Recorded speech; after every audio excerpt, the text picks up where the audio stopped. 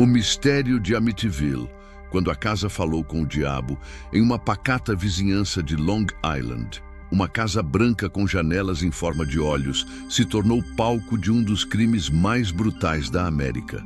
O que começou como uma investigação policial comum transformou-se em um caso de horror, onde a própria casa parecia sussurrar segredos que a ciência não podia explicar.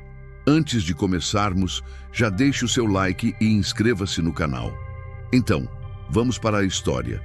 No coração de Long Island, cercada por árvores antigas e um silêncio pesado, erguia-se a Casa Branca. Com suas janelas frontais, lembrando olhos fixos, parecia observar quem ousasse encará-la por muito tempo. Durante o dia, o sol refletia em suas persianas, mas à noite, aquele brilho se tornava um olhar quase humano. Os moradores locais evitavam passar pela calçada após o anoitecer, alegando sentir algo os seguindo na escuridão. A Ocean Avenue parecia apenas mais uma rua suburbana, mas escondia um segredo que esperava para despertar. O imóvel havia sido construído em 1927, com arquitetura colonial holandesa e linhas simétricas impecáveis. Por décadas, abrigou famílias comuns, até o dia em que o nome Amityville deixaria de significar tranquilidade. O número 112 passou a carregar um peso estranho, quase simbólico, uma espécie de código amaldiçoado. As crianças da vizinhança diziam ver sombras nas janelas do sótão, mesmo quando a casa estava vazia. Para os moradores de Long Island, era apenas superstição. Até que a tragédia tomou forma em 1974. Naquela noite, o ar parecia mais denso e o vento arranhava as vidraças como garras invisíveis. Dentro da casa, a família DeFeo dormia, alheia ao destino que caminhava em silêncio pelo corredor. O relógio da sala marcava 3h15 quando algo mudou. Um som seco, uma respiração contida, um presságio no escuro. O primeiro disparo ecoou, abafado, como se as paredes o engolissem, impedindo o mundo de ouvir. E a casa, imóvel e branca sob o luar, apenas observava, cúmplice muda do que estava prestes a acontecer. No dia seguinte, Amityville acordaria coberta de sirenes, câmeras e murmúrios de incredulidade. Os policiais que entraram primeiro jamais esqueceram o cheiro metálico misturado ao perfume doméstico. 6 corpos repousavam lado a lado, como se tivessem sido arrumados com cuidado após o massacre. E do lado de fora, o vento sussurrava entre as árvores, como se a casa ainda tentasse contar sua versão. Mas ninguém estava pronto para ouvir o que ela tinha a dizer. A Casa Branca da Ocean Avenue abrigava uma típica família americana dos anos 70. Ronald DeFeo Sr. era o patriarca rígido, dono de um temperamento explosivo e voz autoritária. Sua esposa, Louise, mantinha o lar impecável, tentando mascarar as tensões que se acumulavam. Os 5 filhos, Ronald Jr., Don, Allison, Mark e John, viviam entre a obediência e o medo. Por trás das janelas simétricas, o que se via era a harmonia, o que se sentia era silêncio forçado. Ronald Jr., apelidado de Butch, cresceu sob a sombra do pai, reprimido e ressentido. As discussões constantes se misturavam ao som do rádio e ao ruído distante da maré. Amigos próximos notavam algo estranho no jovem. Um olhar vazio, às vezes distante demais. Falava de vozes, de uma presença no sótão e de sonhos em que caminhava armado pela casa. Mas ninguém o levou a sério. Em Amityville, tudo parecia loucura ou simples rebeldia juvenil. A família vivia em relativa prosperidade, ostentando carros novos e jantares em clubes locais. Mas por trás das aparências, o lar DeFeo era um palco de insultos, punições e desconfiança. Louise rezava todas as noites, acreditando que orações pudessem conter a fúria do marido. Butch, por sua vez, começou a usar drogas, tentando calar as vozes que ecoavam dentro da mente. O diabo, diriam mais tarde, já morava ali muito antes de alguém perceber sua presença. Na manhã de 12 de novembro de 1974, a vizinhança viu os DeFeo sorrindo no jardim. Pareciam tranquilos, como se o caos doméstico tivesse finalmente cessado por um instante. Ninguém imaginava que aquele seria o último dia em que todos seriam vistos vivos. Às 3h15 da madrugada seguinte, os olhos da casa se abririam novamente para testemunhar o horror. E desta vez, nada conseguiria fechar o que seria visto dentro daquelas paredes. Era madrugada em Amityville. A chuva fina riscava os vidros enquanto todos dormiam profundamente. Ronald DeFeo Jr.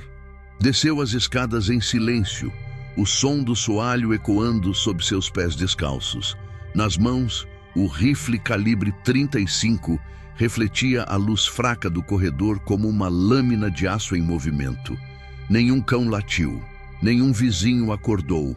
O mundo parecia suspenso entre o sono e o inferno. O relógio marcava 3h15, quando o primeiro disparo rompeu a calmaria e o destino se selou.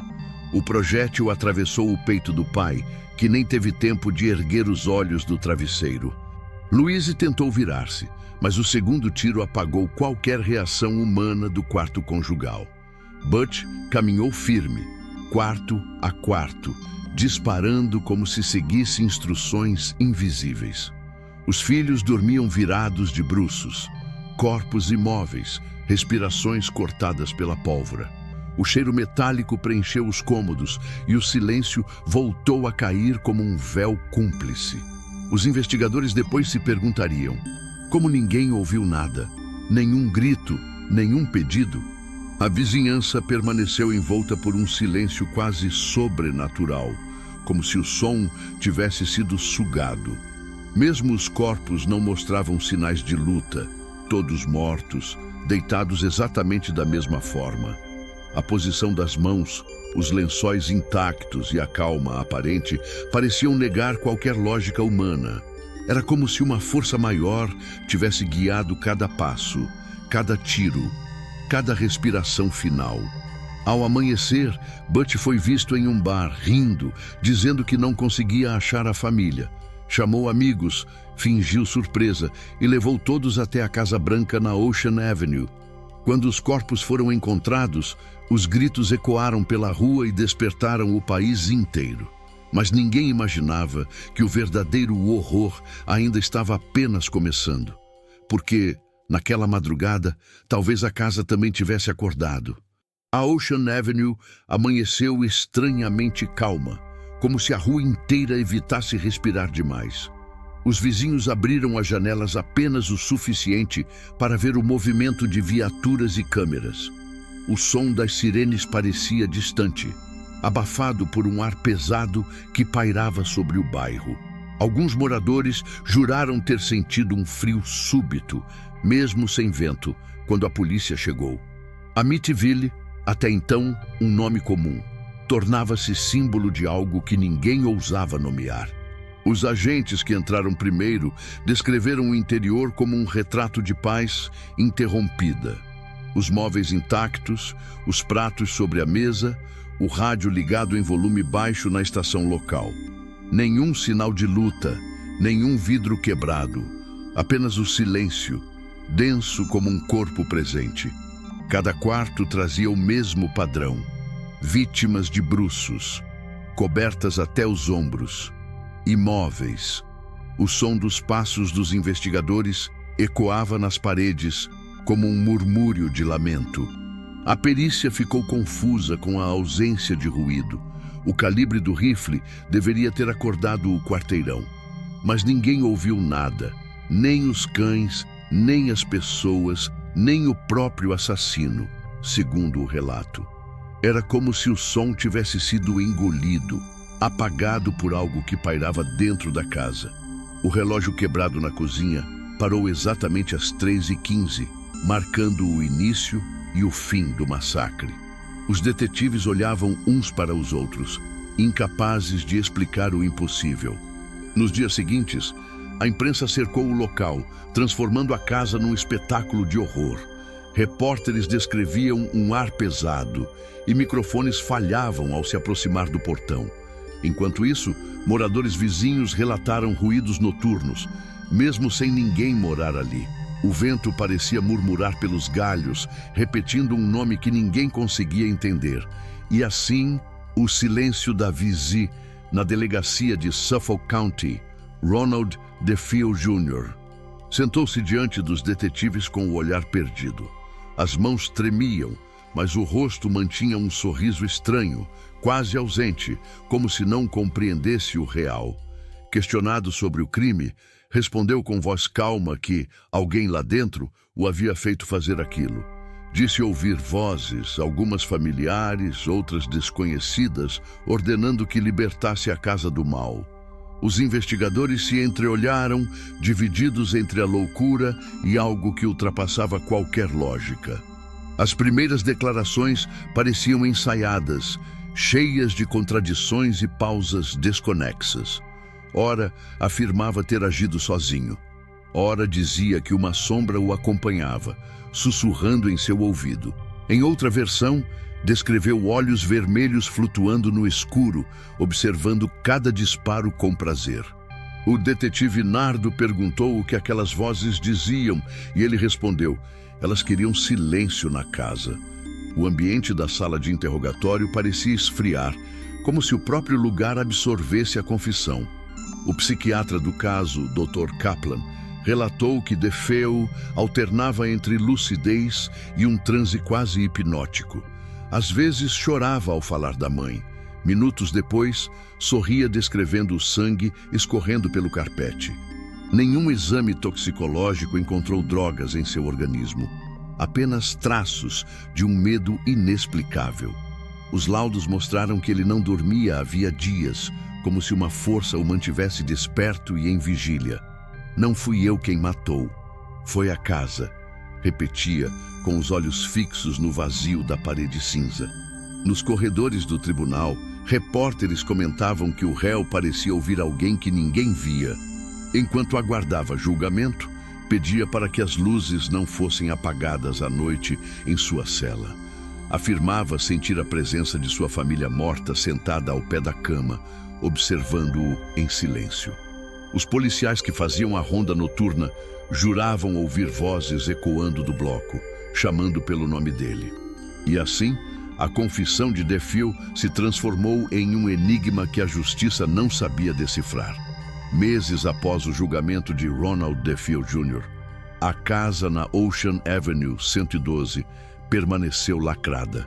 Os móveis ainda estavam no mesmo lugar, cobertos por lençóis brancos e um cheiro de mofo crescente. A polícia havia concluído o inquérito, mas os agentes evitavam revisitar o imóvel sozinhos à noite. Relatórios oficiais mencionavam interferências elétricas e rádios que ligavam sozinhos durante perícias. Com o tempo, o endereço passou a ser evitado até pelos correios, como se carregasse uma sentença invisível. Em 1975, uma imobiliária local colocou a casa novamente no mercado por um preço surpreendentemente baixo. O anúncio descrevia amplo jardim, 6 quartos, vista para o canal e histórico notável. Para os agentes, o valor era um mistério. Para alguns curiosos, uma oportunidade imperdível. George e Kathy Lutz, recém-casados e com 3 filhos, visitaram o imóvel em uma manhã nublada. A casa parecia tranquila, mas um vizinho os alertou discretamente. Alguns lugares não esquecem o que viram. Durante a visita, o corretor manteve um sorriso tenso, evitando mencionar o passado sangrento. Kathy, ao entrar na sala principal, disse sentir um arrepio na nuca, como se alguém estivesse me olhando. George, mais racional, via apenas um bom negócio e o espaço perfeito para começar uma nova vida. Eles assinaram o contrato no mesmo dia, sem perceber o quanto aquele ato selaria o próprio destino. O vizinho observou do outro lado da rua, enquanto o casal sorria, sem notar as janelas, as observando de volta. Na noite da mudança, A lua refletia sobre as paredes brancas, devolvendo à casa um brilho quase humano. As crianças correram pelos corredores, rindo, sem saber que pisavam sobre as marcas de uma tragédia. O vento passou pelas árvores e fez as venezianas vibrarem como se algo respirasse entre os cômodos. Kathy sentiu o frio aumentar subitamente, mesmo com o aquecedor ligado no máximo. A casa estava novamente habitada e, dessa vez, parecia satisfeita. Nos primeiros dias após a mudança, a casa parecia acolher os novos moradores com uma calma aparente. As janelas abertas deixavam entrar o sol do inverno, e o cheiro de tinta fresca disfarçava o passado. George Lutz passava horas arrumando ferramentas, tentando se convencer de que o lugar era apenas uma casa. Kathy cuidava dos filhos e montava o presépio de Natal, acreditando que novos começos trazem boas energias. O cachorro, Harry, dormia ao pé da escada, mas sempre acordava rosnando para o corredor vazio. Durante o dia, o lar era comum, risadas, música e o som dos passos das crianças brincando no andar de cima. À noite, no entanto, a temperatura caía de forma abrupta e o aquecedor parecia perder a força sem motivo. George acordava suando frio, com a sensação de estar sendo observado por olhos invisíveis. Kathy dizia ouvir passos leves vindo do sótão, mas ao subir encontrava apenas o eco da madeira. Mesmo assim, os dois insistiam. Acreditavam que toda casa antiga tinha seus ruídos e memórias. Com o passar da semana, pequenos detalhes começaram a incomodar. Portas batiam sozinhas, relógios paravam. O cheiro doce e metálico que surgia de manhã lembrava o perfume de algo já apodrecido. Objetos mudavam de lugar e as cruzes penduradas na parede amanheciam viradas para baixo. George tentava racionalizar. Dizia ser o vento, a madeira ou pura imaginação, mas Kathy começava a perceber que a casa reagia às emoções deles, como se os observasse de dentro. No 10º dia, a rotina parecia se equilibrar novamente e a tensão começou a ceder. George acendeu a lareira e abriu uma garrafa de vinho, sorrindo pela primeira vez em dias. Kathy brincou que, afinal, a casa não era tão assustadora quanto diziam os jornais. Foi então que uma batida seca ecoou na parede atrás deles, vinda do cômodo que ninguém usava. O sorriso de ambos desapareceu e o silêncio seguinte pareceu durar mais do que o necessário. As madrugadas na Ocean Avenue tornaram-se longas e imprevisíveis, como se o tempo ali corresse diferente. George começou a acordar exatamente às 3h15, sempre com o mesmo frio subindo pela espinha. A lareira, acesa antes de dormir, amanhecia apagada e cercada por cinzas espalhadas em formato de mãos.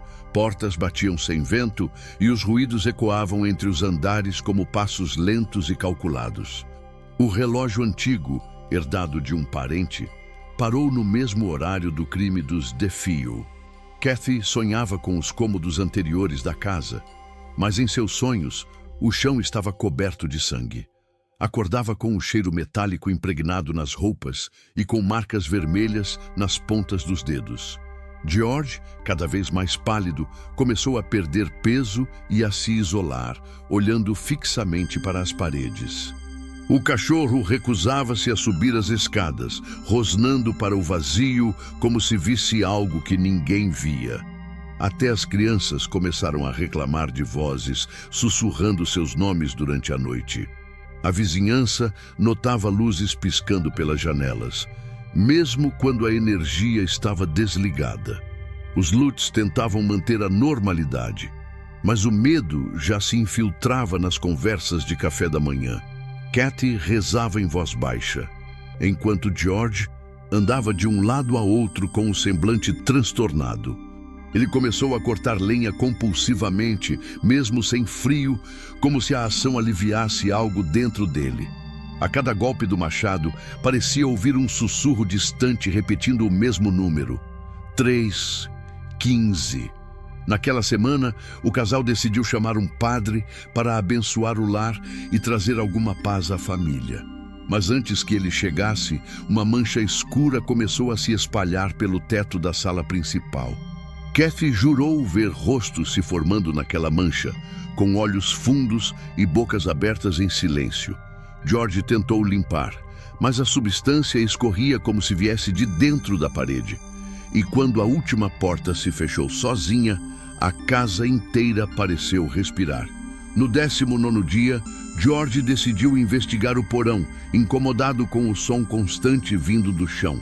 O ar ali embaixo era denso, úmido e cheirava a ferro, como se algo vivo apodrecesse nas sombras. Entre ferramentas antigas e caixas esquecidas, ele notou uma parede que não constava nas plantas. Bateu com o punho e ouviu um eco oco, revelando um espaço escondido atrás do reboco envelhecido. Com esforço, removeu os tijolos e, atrás deles, uma pequena porta vermelha o esperava. A abertura era baixa, feita para que ninguém a visse, e pintada de um vermelho quase orgânico. Kathy o seguiu, hesitante, enquanto uma corrente de ar frio atravessava o porão, como um lamento. Do outro lado, havia um cubículo sem janelas, sem móveis, apenas chão e paredes pintadas de sangue seco. No centro, marcas circulares gravadas no concreto lembravam símbolos antigos e indecifráveis. George recuou instintivamente, sentindo o estômago revirar com um cheiro impossível de identificar. Ao sair, Kathy jurou ter visto algo se mover dentro da sala. Uma sombra que não tinha forma humana. O cachorro começou a uivar no andar de cima e as luzes da casa piscavam como se fossem pulsos cardíacos. George fechou a porta com força, trancando o espaço e prometendo nunca mais descer até lá. Mas naquela noite, o som de batidas surdas ecoou do piso, vindo diretamente daquela direção. E cada batida parecia acompanhada de uma respiração curta, como se algo quisesse sair. Nos dias seguintes, os Lutz perceberam que o cheiro do porão se espalhava pela casa toda. As cruzes voltaram a girar, e manchas vermelhas surgiam nos lençóis, mesmo após lavados. Kathy acordava com hematomas em formato de mãos no corpo, sem lembrar de nada. George começou a falar sozinho, repetindo frases em latim que dizia ter ouvido na parede. E no escuro, a porta vermelha continuava lá, esperando o momento certo para se abrir de novo. As noites tornaram-se intermináveis na Ocean Avenue e o tempo parecia dobrar-se sobre si mesmo. George já não dormia, permanecia sentado na poltrona, observando o fogo que insistia em se apagar. O rosto pálido, os olhos fundos e o corpo imóvel davam a impressão de um homem esvaziado. Kathy, cada vez mais abatida, dizia sentir alguém respirando dentro do travesseiro. Os filhos falavam de uma amiga invisível que morava no quarto trancado do andar superior. As janelas batiam sozinhas, as portas se fechavam e o ar rareava a cada madrugada. George começou a sentir uma raiva súbita, golpeando paredes e gritando sem motivo aparente. Às 13h15, hora exata dos assassinatos dos Defeu, ele acordava suando e caminhava em transe. Certa noite, Kathy o encontrou parado diante do espelho com um machado nas mãos. "Eu preciso acabar com isso", murmurava, enquanto o reflexo sorria sem que ele o fizesse. Kathy tentava manter a sanidade, mas os pesadelos começaram a confundir sonho e realidade. Sonhava com a família Defeu deitada em suas camas, ensanguentada, nos mesmos cômodos da casa. Via os rostos se voltarem para ela, os olhos abertos, chamando-a pelo nome num sussurro rouco. Durante o dia, sentia cheiro de vela queimada e passos arrastando-se atrás de si. Até o crucifixo da sala parecia escurecer lentamente, como se a madeira estivesse queimando por dentro. Naquela semana, George ouviu novamente a voz, agora mais clara, mais próxima, quase humana. Dizia que a casa não aceitava intrusos, que o sangue precisava ser devolvido, que eles nunca partiram. O homem caiu de joelhos, chorando, enquanto uma sombra projetava-se na parede e se movia sozinha. Kathy o encontrou minutos depois, com marcas no pescoço, como dedos invisíveis apertando sua garganta. E naquele instante, ela percebeu. A casa já os havia escolhido. O padre Ralph Pecoraro chegou em uma tarde fria, com o rosário firme entre os dedos e voz serena. A casa parecia adormecida, observando sua entrada com o mesmo silêncio que antecede uma tempestade. George o recebeu pálido, com olheiras profundas e mãos trêmulas, pedindo ajuda em sussurros contidos. Kathy permaneceu perto das escadas, segurando um crucifixo que vibrava levemente, sem motivo aparente. O padre sentiu um arrepio súbito, um frio que parecia vir do chão, e começou a oração em voz baixa. A água benta mal havia tocado as paredes quando o ambiente pareceu reagir, como um corpo em espasmo. As janelas tremeram, as portas bateram e um som grave percorreu os cômodos como um rugido subterrâneo. Uma voz rouca, impossível de identificar, ecoou do andar de cima. "Saiam daqui!" O padre parou, olhou em volta e percebeu que a voz vinha de todas as direções ao mesmo tempo. Kathy chorava, ajoelhada, enquanto o crucifixo em sua mão caiu e quebrou em dois. O religioso tentou continuar o ritual, mas o cheiro de podridão tomou o ar, queimando os olhos e a garganta. As paredes começaram a suar uma substância escura e viscosa, descendo lentamente até o chão. George gritou o nome de Kathy, mas a própria voz dele parecia distorcida, repetida por outra boca invisível. O padre jogou o restante da água benta no centro da sala e recuou, sentindo o rosário se aquecer em sua palma. Então, o grito final ecoou, tão agudo e profundo que fez as luzes estourarem, e o silêncio voltou. Ele saiu cambaleando pela porta da frente, o rosto coberto de suor e lágrimas, recusando-se a olhar para trás. George tentou chamá-lo, mas o padre apenas ergueu a mão e murmurou: "Essa casa não quer ser salva." Dias depois, de volta à paróquia, ficou gravemente doente, atormentado por pesadelos com vozes e risadas. Em suas anotações, escreveu que sentiu uma presença não humana e ódio materializado no ar. Os Lutz, sozinhos novamente, entenderam que nada poderia mais protegê-los. O inverno caiu sobre Amityville com uma força que parecia punir o chão e as árvores em volta da casa. A neve cobria o telhado, mas o interior permanecia anormalmente gelado, como se o frio viesse de dentro. George já não reconhecia o próprio reflexo. Barba crescida, olhos fundos e voz rouca de exaustão. Kathy andava pelos corredores em silêncio, carregando uma Bíblia aberta que já não trazia conforto algum. As crianças choravam durante o sono, murmurando nomes que ninguém havia ensinado a pronunciar. Na última semana, a casa parecia respirar de forma audível, com estalos e rangidos que vinham das paredes. A cada madrugada, portas batiam, móveis se arrastavam e luzes acendiam sozinhas no porão. George começou a ver figuras paradas no jardim, sombras que o observavam pela janela. Kathy desmaiou 2 vezes, alegando ter sentido mãos invisíveis empurrando a escada abaixo. O cachorro, antes fiel, arranhava a porta querendo fugir, uivando para algo que rondava do lado de fora. Na noite de 13 de janeiro de 1976, George acordou mais uma vez às 3h15, o horário maldito. Dessa vez, ouviu passos pesados subindo as escadas, um a um, acompanhados de respiração ofegante. Chamou Kathy, mas ela não respondeu. A porta do quarto havia se fechado sozinha, trancando-os por dentro. A cama tremia, os quadros caíam, e uma força invisível empurrava o ar para fora dos pulmões deles. Quando tudo cessou, o silêncio foi tão absoluto que os dois entenderam. Era hora de fugir, ou morrer ali. Antes do amanhecer, sem olhar para trás, a família pegou apenas o carro e algumas roupas. A casa ficou com as luzes acesas, observando-os pela janela como se lamentasse sua partida. No caminho, George jurou ver um vulto branco correndo ao lado do veículo até a estrada principal. Eles nunca mais voltaram para buscar nada. Móveis, fotos, documentos, tudo ficou onde estava.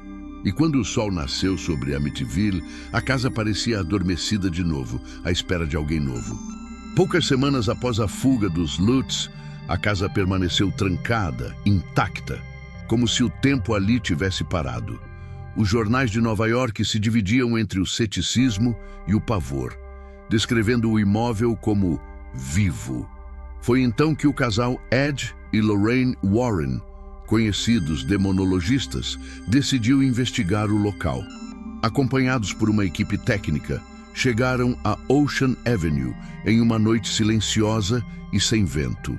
Ao cruzar o portão, Lorraine disse sentir algo se movendo sob o chão, algo que não queria ser lembrado.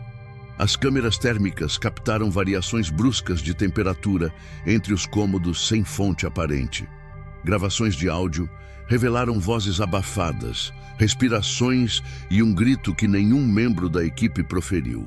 Ed, ao subir para o quarto principal, relatou sentir um peso sobre o peito e uma pressão no ar impossível de suportar. A Bíblia que trazia nas mãos escorregou sozinha, abrindo-se em uma página sobre legiões demoníacas. Lorraine fechou os olhos e começou a chorar, dizendo que a casa estava contaminada por dor humana. Durante a madrugada, um dos técnicos tirou uma fotografia no corredor do segundo andar. Na imagem revelada, um rosto infantil de olhos luminosos aparecia olhando diretamente para a câmera. Não havia crianças na equipe, e todos confirmaram que o corredor estava completamente vazio.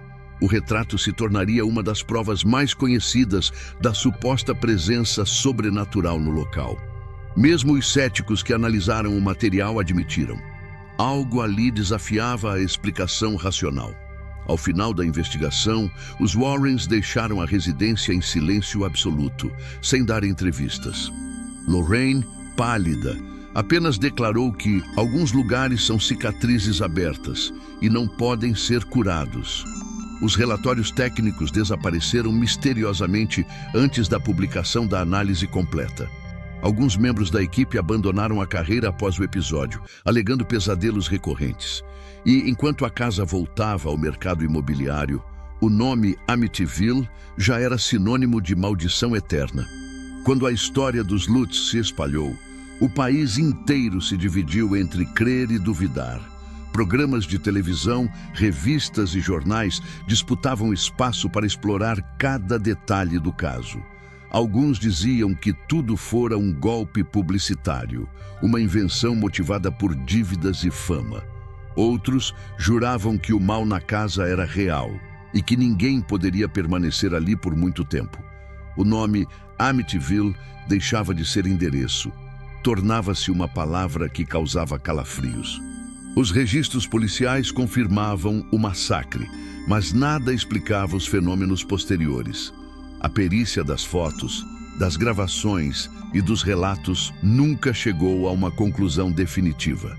Céticos afirmavam que os Lutz sofreram alucinações induzidas pelo estresse e pela mídia. Crentes viam o episódio como um ataque espiritual, prova de que o inferno pode ter coordenadas. Cada nova entrevista parecia reacender a disputa entre fé, ciência e manipulação. George Lutz manteve por anos o mesmo olhar vazio, jurando que jamais inventara uma só palavra. Kathy evitava entrevistas, dizendo apenas que a casa nos observava até o último segundo. Os filhos, já adultos, deram versões diferentes. Alguns confirmavam, outros tentavam esquecer. Os vizinhos, por sua vez, ainda relatavam luzes acendendo sozinhas nas janelas da antiga mansão. E cada morador seguinte, de alguma forma, saiu de lá mais cedo do que planejava. Documentários, livros e filmes transformaram a tragédia em um ícone cultural do terror moderno. Os nomes DeFeo e Lutz passaram a dividir o mesmo espaço entre crime e sobrenatural. A polícia nunca encerrou oficialmente a investigação sobre os supostos eventos paranormais. E até hoje, nas madrugadas frias, curiosos juram ouvir vozes chamando da casa adormecida. Mas se tudo foi invenção ou verdade, talvez só a casa possa responder. Décadas se passaram desde a madrugada em que a Ocean Avenue se tornou sinônimo de medo. A casa foi pintada, reformada e vendida muitas vezes, mas nada apagou o que aconteceu ali. Moradores sucessivos relatavam ruídos, sombras e o som de passos subindo lentamente as escadas. Alguns juravam sentir o cheiro de pólvora, outros ouviam vozes sussurrando nomes esquecidos. E sempre às 3h15, o relógio do corredor parava, como se o tempo se curvasse à lembrança do horror. Os registros oficiais permanecem inalterados, frios, datados, incapazes de conter o inexplicável. Mas entre as linhas, o que fica é a sensação de que algo continua vivendo nas paredes. Nem o ceticismo, nem a fé conseguiram enterrar o mito que ecoa entre as madeiras da casa. Amityville se tornou mais que um endereço, virou um símbolo, uma cicatriz no mapa da América. Um lembrete de que o mal não desaparece, apenas muda de cômodo e espera pacientemente. Odianos e quem passa pela Ocean Avenue, 112, vê uma casa comum, cercada por árvores e silêncio. Mas basta olhar um pouco mais para notar que o ar ali parece mais denso, quase imóvel. As janelas, agora remodeladas, ainda lembram olhos, atentos, serenos, famintos. Os vizinhos evitam falar sobre o passado, preferindo o conforto da negação. E quando o vento sopra vindo do canal, alguns dizem ouvir um sussurro baixo: "Ainda estou aqui." As investigações terminaram. Os filmes multiplicaram o mito e a história se misturou à ficção. Mas a casa, aquela casa, nunca precisou de plateia para manter-se viva. Ela observa e espera e repete sua própria história noite após noite, num ciclo sem fim. E quem ousar atravessar seu portão, talvez descubra que o verdadeiro horror não vem de fora. Ele apenas desperta o que já estava adormecido dentro de quem entra. Se você ficou até o final desta história, já sabe, deixe o seu like, inscreva-se no canal e ative o sininho. Até a próxima investigação.